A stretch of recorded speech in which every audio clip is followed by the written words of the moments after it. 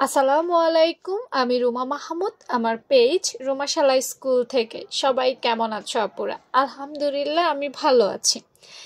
আজকে আমি তোমাদের জন্য একটা কামিজ কাটিংয়ের ড্রয়িং নিয়ে এসেছি। দেখো, কামিজের যে ড্রয়িংগুলো আমি তোমাদের সাথে শেয়ার করি সেগুলো একান্তই একটা স্ট্যান্ডার্ড মাপ। কখনোই সেগুলো কারো পছন্দের না।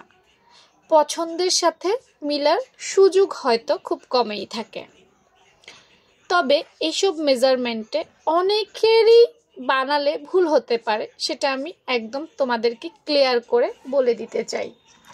যেমন ধরো, একটা মানুষ তার পছন্দ অনুযায়ী গলাটা বড়ও করতে পারবে, আবার গলাটা ছোটও দিতে পারবে, তাতে কোনো অসুবিধা নাই। কিন্তু আমি এখানে গলার একটা ফিক্সড মাপ দিয়ে দিয়েছি, অর্থাৎ এই মাপে পরলে ভুল হবে না, কিন্তু একটা মানুষের পছন্দর সাথে মিলবে না। আবার দেখো, এই কামিজটা শুধুমাত্র একটা নর্মাল গোল গলার কামিজ। এটাতে তুমি যদি কলার দাও তাহলে কিন্তু হবে না, কারণ কলারের ক্ষেত্রে আলাদা একটা মেজারমেন্ট রয়েছে। এরপর আসো, বডিও ঠিক আছে, মোহরাটাও ঠিকই থাকবে, সমস্যা হবে না। তারপর কিছু কিছু জিনিস তোমরা বোঝো না, তাই আমি আসলে একটু ক্লিয়ার করার জন্য আসছি। যেমন ধরো 0.5, 0.5 মানে হচ্ছে আধা ইঞ্চি। এই আধা ইঞ্চিটা হচ্ছে তালপাট। জামায় যদি কখনো তোমরা কোনো প্রয়োজনে তালপাট কাটো, সেক্ষেত্রে এই তালপাট। এখন অনেক বলবো আপু আমি বুঝি না, দেখ আমার লাইভ ক্লাসগুলোতে থাকার চেষ্টা করবে। লাইভ ক্লাসগুলোতে আমি সূত্র নিয়ে অনেক কিছু আলোচনা করি, সেই সূত্রগুলো বুঝতে পারবে।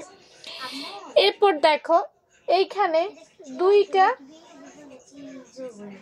দুইটা সুতার মতো টান দিয়েছি। এটা হচ্ছে 2 সুতা, মানে হচ্ছে ওই যে দেখবা যে ফিতার মধ্যে 2টা দাগ থাকে, সুতা থাকে, সেই 2 সুতো পরিমাণ কাট ডাউন করতে হয়। সেটা সেখানে যদি জামায় কাট ডাউন করো তাহলে 32 সাইজের জন্য ওখানে ডাউন করবে।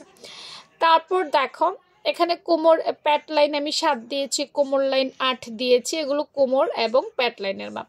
এখন প্রত্যেকের কোমর আর প্যাটের সাইজ তো একরকম হবে না, সেক্ষেত্রে তোমার মাপ চেঞ্জ হতে পারে, তবে এখানে কোনো ভুল নেই। তারপর আসো, দেখো ঘেরের মাপ। এখানে 9, এখানে 8। ঘের 9 ইঞ্চি দিছি, তোমরা বেশিও দিতে পারবে, কমও দিতে পারবে। তারপরে 1 ইঞ্চি যেটা তোমাদের রাউন্ড শেপ উঠাইতে হয়, এটা বাড়াতে কমাতে হবে না, এটা পারফেক্টই আছে।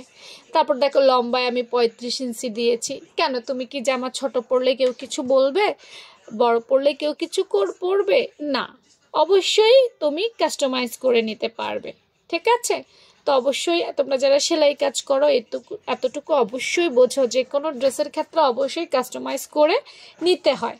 তো এই ধরনের কাস্টমাইজ করে ড্রেস বানাতে পারো যারা, তাদেরকে বলবো আমার এগুলো ফলো রেখো। হ্যাঁ, তো ভালো থেকো সবাই, আল্লাহ হাফেজ।